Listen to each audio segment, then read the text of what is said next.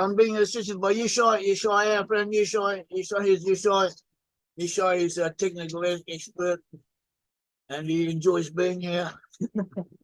My pleasure. And he's a bit shy. He's camera shy. He doesn't want.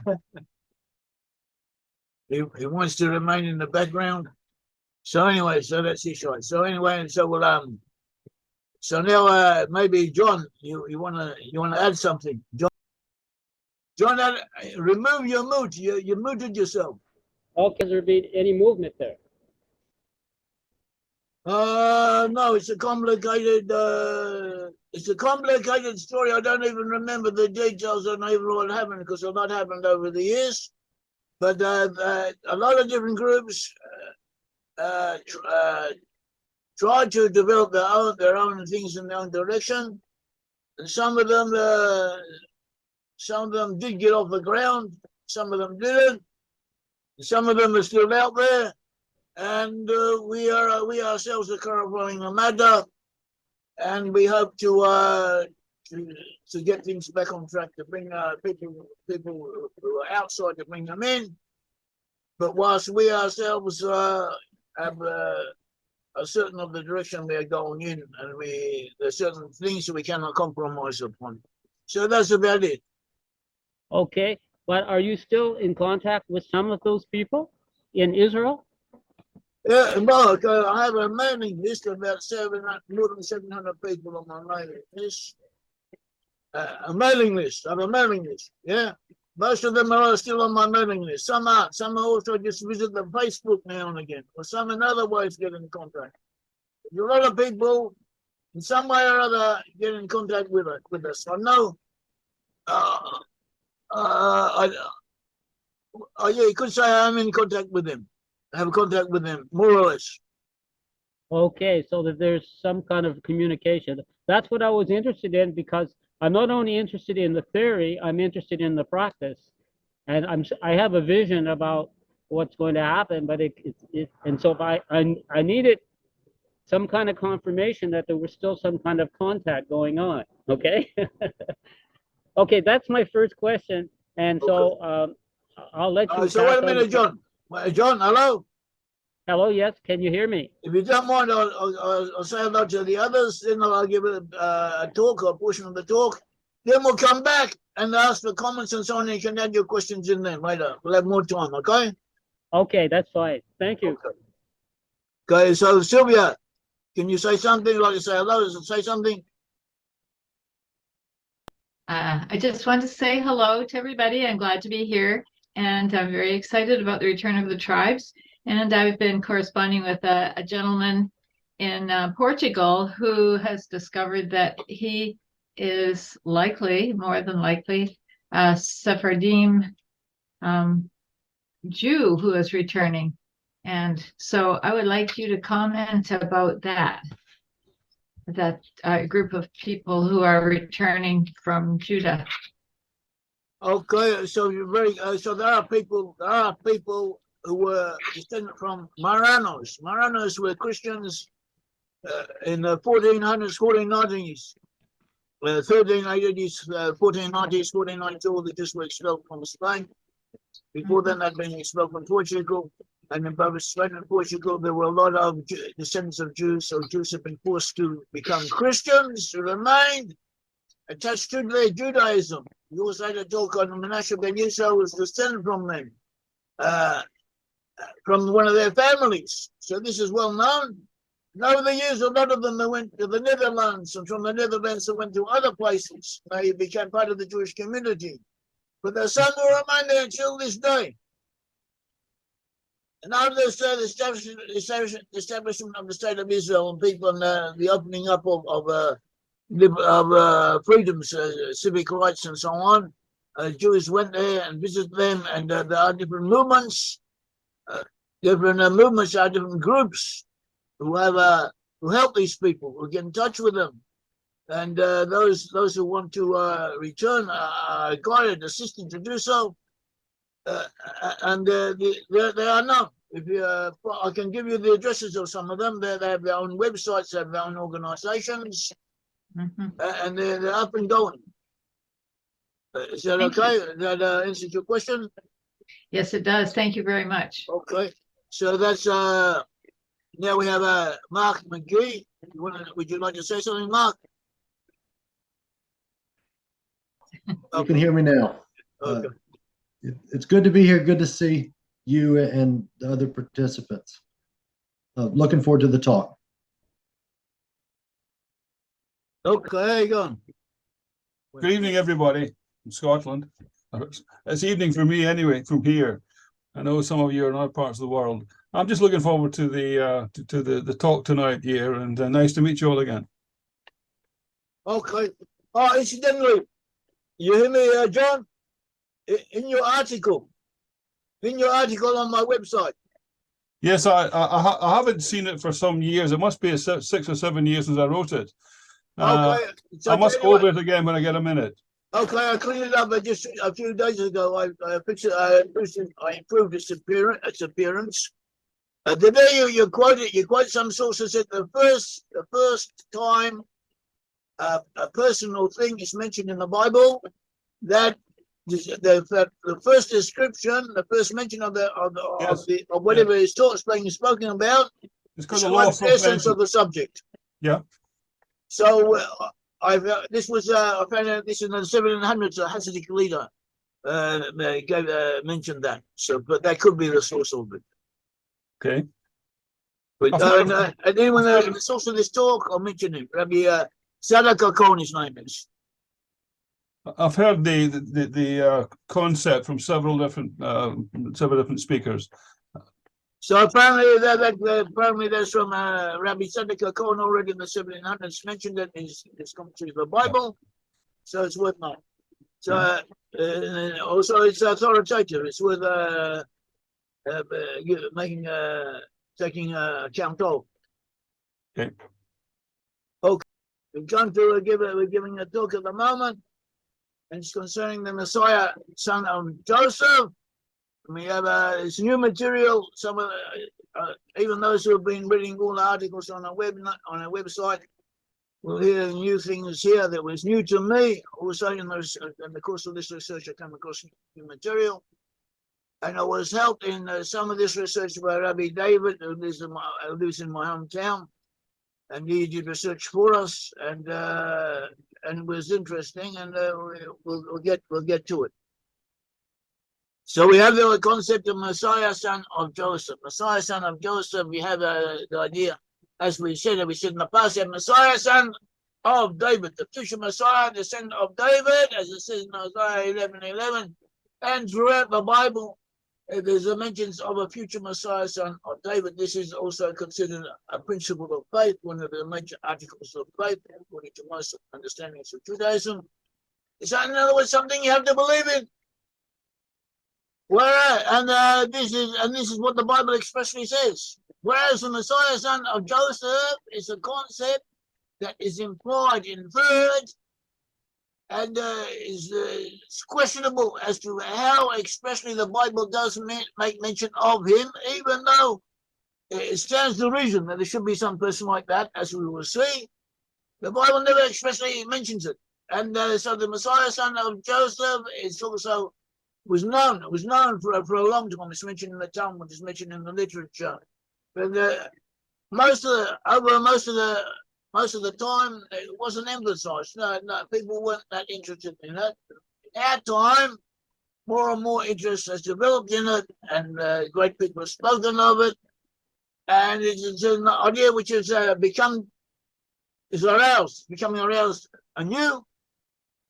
And even if you don't accept it, we will see that the idea of the Messiah, son of Joseph, is also involves. It interweaves, interlocks with the understanding of the lost 10 tribes, what the lost 10 tribes are, what their task is in the world, what will happen, how they will return.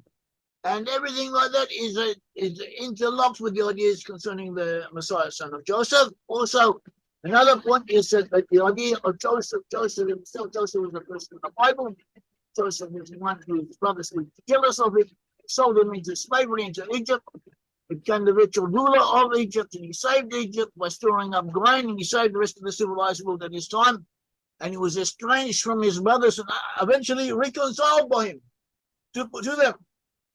And that is a story the Bible gives. And also, Joseph survived from Manasseh, who were destined to become great and mighty nations. And they represent the lost 10 tribes. And we see that Joseph in the exegesis and commentaries and studies of the Bible comes to represent the future, the lost 10 tribes, the future, another aspect of the Jewish people, of the Israelite nation. The 10 tribes, most of them were headed by Joseph. And then there's also a philosophy, it's used as a prototype, a paradigm in the Jewish philosophy. And the idea and understanding what Joseph is, what Joseph represents, and this also intertwines, is combined with ideas concerning lost 10 tribes, concerning not only lost 10 tribes, also concerning the Messiah, son of Joseph. And so, by understanding one, we get an insight into the other. So it's all connected. So we have this idea, Messiah, son of Joseph. So the Messiah, son of David, they represent real people. Remember that. First of all, talking about real people but as well as being real people, they also represent movements, states of mind, attitudes. As I said in the past, in the secular studies, so you study the American Revolution. So just say that suddenly there was the Americans become disgruntled with the English tactics from them. So they had a revolution, and they started killing each other, and then suddenly they brought up an American Constitution and all the ideals that they already had. But you have to go back, what happened before then, what was the background of the people concerned, how they were thinking, and everything leading up to it. All parts of studies of the American Revolution. So too studying Napoleon. In order to understand Napoleon, you have to really understand the French Revolution, or even the period before the French Revolution, then the French Revolution, and how Napoleon came along and fulfilled certain aspects of the French Revolution. And so too the Messiah, son of Joseph, even though the Messiah, son of Joseph is a real person, not yet necessarily here, apparently it thinks that something concerning him is already happening. So this is another aspect of his significance.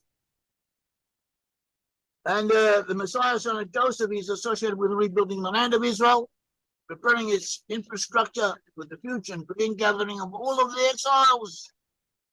And the Zionist movement has been considered an aspect of the Messiah, son of Joseph. And so too, we could say that the British and later the American support for the state of Israel is also an aspect of the Messiah, son of Joseph, because even the Kolator and different commentaries concerning different writings concerning the Messiah, son of Joseph, they refer to the Emperor Cyrus. Cyrus, if you remember, the Jews have been the Jews were taken into exile into Babylon. First of all, the Syrians took the 10 tribes into exile, took them away to Assyria. Then about 120 years later, 140 years later, the Babylonians come down and they conquered the Jews who still remain. They took all the Jews away to Babylon. And after 70 years, the Persians took over the Babylonian Empire, and Cyrus, the ruler, the emperor of Persia, he allowed the Jews to go back, to return to the land and rebuild it, and also help them do so. And so Cyrus is the considered prototype, the paradigm of the Messiah, son of Joseph, for that, concerning those actions of his. So we see this principle applied. You have the idea of the son of Messiah, son of Joseph. You have the idea of Joseph, the patriarch. What does Joseph represent? You have the idea of the lost 10 tribes and their return, all interlinks. It also interlinks also with the present build-up of the state of Israel and everything about it. And historically, these concepts, these ideas of ours, they're not so really ours, ideas that we adapted a little bit. But on the whole, simply took what was already there and laid it out, put it together, linked it all up together, and we have the Maharal. In the 1525, 1609, he was born in Poland. He was a famous Jewish rabbi. In Maharal, Rabbi Judah Lo ben Betzalel, he became the chief rabbi of Prague, and it was now Czechia. And he is known for his works on Jewish law, Jewish philosophy, Jewish mysticism. He's the chief rabbi. He's probably the most famous rabbi of his age.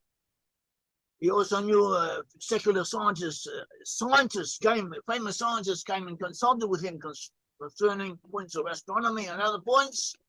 Also, the head, the emperor himself, and the son of the emperor of the Holy Roman Empire also spoke with him, and came and met him both publicly and in secret, or listed publicly, and there were other heads of foreign states and dignitaries and so on, came and spoke on to him. Elizabeth, the first Queen Elizabeth of England, she had a court magician or court expert on astrology and all kinds of things like that. His name was John Dee, who's actually is a poet and a mystic, and he was the first one to coin the expression British Empire historically, and he was sent by Queen Elizabeth to consult with the Maharal. What they spoke about we don't really know, but the meeting took place. The Maharal himself, Maharal was descended from the house of David. What happened that after the Jews were taken to Babylon, as we spoke about, when the Jews were taken to Babylon, they're taken Jehoiakim, the family of Jehoiakim, and the house of Zedekiah, the members of the royal household also went to Babylon. And their descendants stayed in Babylon after the Jews went back. Shealtiel led some of the Jews on their return after the decree of Cyrus, where there was Shealtiel, who was the first head of the Jewish community, then came Ezra and Nehemiah and others. But Shealtiel was also from the royal family. At all events, members of the royal family remained in Babylon, or some of them remained in Babylon. They became what are known as the Reish Galuta, or the exilarchs, the heads of the exile. And they had a type of a certain degree of autonomous rulership over the Jewish community. And they were also the major religious authorities. And they continued generation after generation after about till 470 CE, when last of them was killed. But they continued for quite a while, and their descendants were found all over the place, in all different places, including in Europe. Maharal was one of them. The Maharal, in his works, he spoke of the 10 tribes returning. He describes them returning in an almost miraculous fashion. He also foresaw that the liberation of the Holy Land would come about relatively soon, from this point of view, and it would, at the beginning, it would be secular, it would be non-religious, and it would start to build up the land, and then eventually the holy aspects would gradually take over, and supersede the non-religious elements doing it. So that was what the Maharal spoke of. After that, others came along, and they identified these secular elements who did indeed begin to build up the land, and they found in modern Zionism. Zionism originally was actually a religious movement, and the secular elements took over, and they're still in charge at present. But they were identified with what the Maharal had predicted, and also with the Messiah, son of Joseph. And one of the personages, authorities who spoke of this was Rabbi Abraham Isaac Cook, 1865-1933. And his teachings were also continued by his son, Rabbi Tzvi Yehuda Cook, 1891-1982. And they formed the basis of the national religious movement in Israel in our time, which are very important in Israeli politics. For instance, Smotrich, you've all heard of Smotrich. Well, Smotrich, what's his first name? Bezalel Smotrich. He's famous in Israel today. He's a major politician in Israeli politics. So he actually is an expert in the writings, or very well acquainted with the writings of Rabbi Cook and all of his followers. And also Ben Gavir. Ben Gavir is not so much into that, but he and his followers are acquainted with his train of thought, and it has influenced them. So, and these people are in the headlines of present. So Rabbi Cook identified the secular Zionists with the spirit of the Messiah, son of Joseph. He also said that the Jews who assimilate to become like the Gentiles and become, but within the Gentiles, reform the Gentile society, they're also reforming an aspect of the Messiah, son of Joseph. And he also wrote an article on this. He gave a speech mentioning these points. His speech is on the internet. We'll read out a few excerpts from it and discuss them. And so the speech is called The Lamentation in Jerusalem and the Death of Dr. Theodor Herzl, Rabbi Abraham Isaac Koch, with annotation by Bezalel Naor. So he says, in the beginning, Joseph was a broad rider sent by God to save many from starvation. To sustain Jacob and his sons materially when they came to Egypt looking for grain. So in future generations, the descendants of David will develop the mutual side of Jewish national existence. Joseph is paradigmatic, as we said, he's an example, symbolic. Joseph is paradigmatic in other ways as well. Joseph was swallowed up by the nations. Joseph was taken as a slave into Egypt and then became the chief minister of the Egyptian empire. And he looked like an Egyptian. The brothers thought he was an Egyptian official. He was fluent in 70 languages, and he knew things according to the Midrashim and different sources. And he was in contact with the contact. Joseph was the intermediary with the nations of the world. He supplied them with grain. And he was like them, he looked like them, and he ruled over them.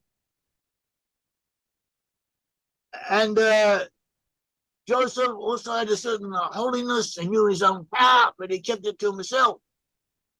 And at all events, he was similar to them, and that is why it says that in the end times, Edom, will be the head of the Gentile nations, the adversaries of Israel, and Joseph will fight against them. And he will be able to fight against them and overcome them because he knows them from inside. He was in effect part of them. And he will therefore be enabled to exert his power over them. We will return to this thing. It says Judah. This is Rabbi Koch speaking. Judah, on the other hand, that is the Jews, symbolizes that which was distinctive about the Jewish people. Judah became a sanctified one, the Psalm said. Judah sanctified means one separate. Psalms 114:42. 114:2 says that Judah became a sanctified one. Whereas the Joseph, it says, Shiloh represents the center of Joseph, a tent pitched among men, pitched amongst the Gentiles. So Joseph from the very beginning was destined to be interacting with the Gentiles. And he said, Rabbi Koch said, the purpose of truth in the kingdom of God in the end times is that these two faculties be integrated, that they not cancel, but rather reinforce one another instead of the two different forces, neglecting each other, fighting against each other, cancelling out each other. They will come together and reinforce one another. And he quotes it in Isaiah 7:8, if one is assimilated amongst the people, amongst the Gentiles, one will be assimilated amongst the Gentiles. If one is a cake readily devoured, he mixes up easily. They take him in because he is part of them. So to the Messiah, son of Joseph, will be able to rule over the Gentiles, and we will see later, because they relate to him much easier than they would relate to others.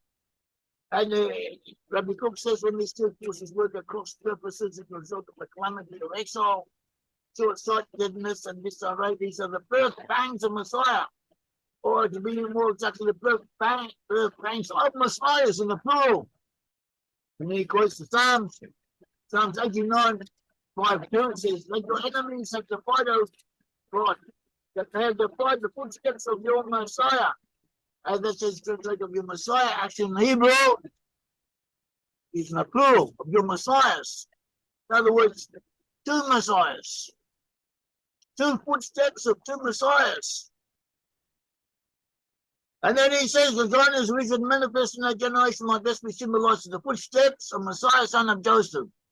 Zionism tends to universalism as opposed to Jewish particularism. And he says it behoves us to take heart to try to unify the tree of Joseph. You all know that the parable in the book of Ezekiel 37 of the two sticks. Two sticks being taken, a stick for Judah and a stick for Ephraim, one in each hand, and they bring the two sticks together, and with one stick in your hand, it's actually the word. The word used for sticks in Hebrew was eights. So we in our translations it says stick, but it can also mean tree. The word eights can mean both stick and tree. That tree is how Rabbi Cook understood it. It says that it behoves us to try and unify the tree of Joseph and the tree of Judah. Ezekiel 37, 15, 19. And so, and he says there's a similar message along those lines. So in addition to Rabbi Cook, others spoke along in the same vein, in the same way. We have the Vilna Gaon who lived in the 1700s, and he made mention of things along these, in this sense. And what he said was taken up later by others, by his followers. So we have a book it's called Kol Ator, who was in the present down, which only appeared recently, but it claims to be sayings of the Vilna Gaon or of his followers. It's not certain how much they are, how much they aren't, but it is going in the same direction as what they said. It is justifiable in the light of what they said elsewhere. So he too says has a similar message to what Rabbi Cook says, but he adds more details to it. So this too is worth noting. Another point of interest, we have Rabbi Moshe Chaim Luzzatto. Rabbi Moshe Chaim Luzzatto was a very important rabbi. He lived in the 1700s of Padua, northern Italy. He was a poet, he was a scholar, he taught at the university, and he was also a mystic. And he has a lot of sources that we use that help explain the world today, help explain how things go. But he had a maverick opinion, one could say, concerning the Messiah son of Joseph. He said the Messiah son of Joseph will come out of Judah, whereas the Messiah son of David will come from the 10 tribes. He reverses it. And he was an important rabbi, and he had this opinion, so it's worth taking into account, considering that no one else seems to have taken him up on that. No one else went in that same path as his. That was an opinion that he had. But incidentally, also Rabbi Luzzatto was a student and a friend of Rabbi Moshe David Valley, who was also in Padua, also gave lectures at the university. And Rabbi wrote a commentary on the Bible that we use. It often speaks of the lost and tribes, speaks of Ephraim. And there's a message that we found very valuable, amongst other things. Rabbi says that the impurity and debasement of the 10 tribes was not their true nature. The power of repentance can elevate a person to a greater height than he ever had before. Israelites have an innate purity. They therefore do not have to try very hard to return to where they should have been if they had not sinned. In other words, the 10 tribes, if they ever want to repent, if they ever do repent, it should not be very difficult for them. This is their true, real nature, according to him. He also says it is a known matter that Israel, that is according to the context, Ephraim, is talking about Ephraim in the book of Hosea 14:8. It says Ephraim did not descend into the realms of pollution. In other words, the tribes, Ephraim, before they went into exile, had assimilated themselves to the nations around them, already become like the Gentiles. Before they were exiled, then they were exiled, and became more like the Gentiles. But he said this was not done for a divine purpose. And they needed to clarify their destiny.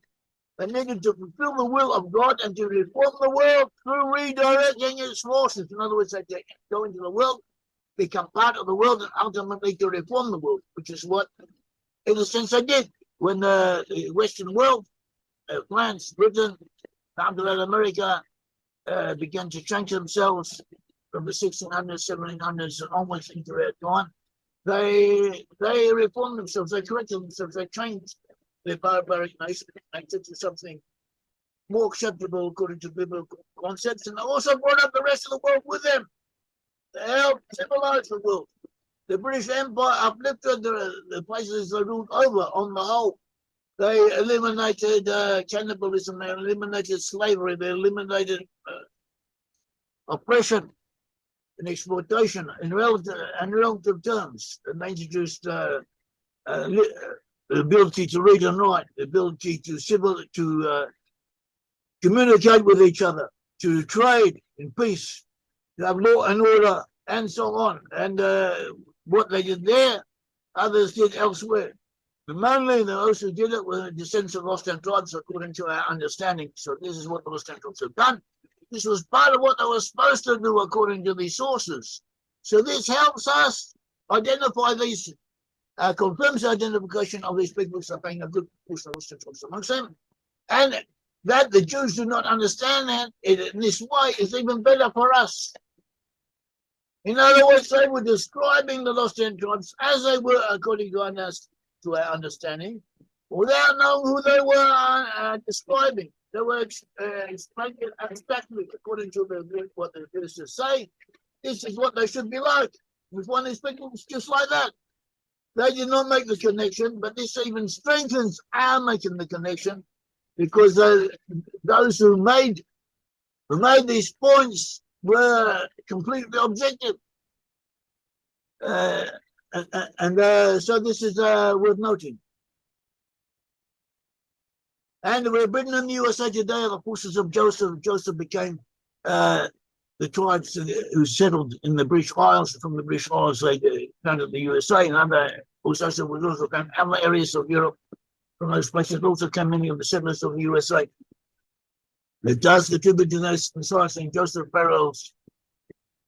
Indications of the Messiah being Joseph will emerge from the lost ten tribes. Historically, Britain and USA helped correct it and build up the state of Israel. And they helped keep it going once it was established. Even now, they're still helping us. And they are the only allies that Israel has in some senses. All the world is against the state of Israel. You have the United Nations representing all the nations of the world. All get together and they all condemn the state of Israel. 90% of them sign their names to condemnations of the state of Israel. 90%, 87%. A majority, an overwhelming majority, time and time again. And the only ones to stand up for Israel are the USA always, sometimes Britain, sometimes Australia, sometimes Canada, but nearly always one or other of the people who identify as belong to the tribes, and they're the only ones who do that. So this is interesting.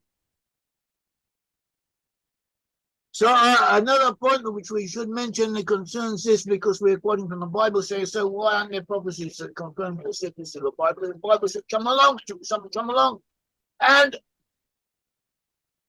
like a prophet, tell us. So the point is that prophecy no longer exists, it's no longer enforced. What happened in the period of the prophets? In the prophets in the Bible, and the prophets in Jeremiah when this was after the prophets were there. In the time of Jeremiah, the Jews taken away to Babylon, as we spoke about. Took away for 70 years into Babylon, and then after 70 years they began to come back. And those who came back included Haggai, Zechariah, and Malachi. And according to the Talmud, these were the last of the prophets, and they helped create the Great Assembly. The Great Assembly is 120 members. 120 members when the Jews returned at the end of the Babylonian exile. They set up a great assembly, a house of assembly, similar to a parliament of 120 members. And gradually, the membership of this assembly was reduced as one person retired or passed away or whatever. They didn't replace him until the number went down to 70. 70 parallels the Sanhedrin, which had 70 members. And from then henceforth it was known as the Sanhedrin. At all events, in this great assembly and the Sanhedrin, which came after it, there were a few prophets here and there, but mostly it was sages. And the prophets more or less faded away. They were replaced by the sages. And henceforth, there was no longer prophecy that could be felt. But from now on, revelation was achieved by intellectual effort, through prayer, through intuition, spiritual revelation, and so on. And this has advantages, but disadvantages. Unlike prophecy, it is not inviolate. It is not something that you cannot challenge. It is not something that cannot be mistaken. It sometimes needs a correction, a revision. It can be challenged, changed, adapted, and developed more freely. And this is what, so that is what the situation is. Also, we have a Talmudic saying that in the end times, the truth will not be together in one place, but it will be scattered around here and there, a bit here, a bit there, and you have to go around looking for it. So that is the situation that we have now. That is the situation that we're in. Prophecy will return. We've been promised. We don't know when it will return. Eventually, it will return. It will help confirm or not what we've been saying. But this is for the future. The moment we go with what we have, and this is what we have. So now we'll take a short break. We'll say hello to a few more people, and then we'll go back to another talk along the same theme. As we go, this is just to make a short introduction, and so that we know that you're here, and you know it as well. Okay.